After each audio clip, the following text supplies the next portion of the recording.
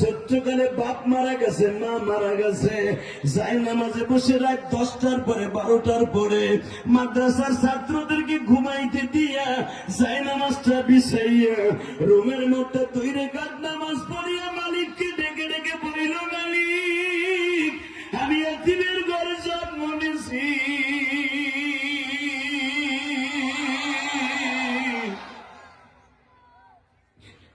তুমি ছাড়া আমার কেউ নাই।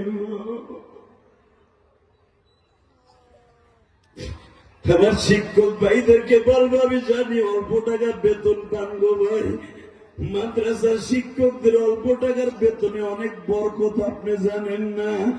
আপনি যখন রাত 10টার পরে তাহাজ্জুদে দাঁড়ায় বলবেন, ওয়ামিনাল লাইলি ফাতাহাজ্জাদ বিহি নাফিলাতাল লাক আসা আইয়াবআসাকা রাব্বুকা মাকামান মাহমুদা। আল্লাহ দুনিয়ার মানুষ ঘুমায় আমি জানি, তুমি ঘুমাও না, তুমি তোমার নবীকে রাত 12টার পরে এইভাবে ডাক দিতা।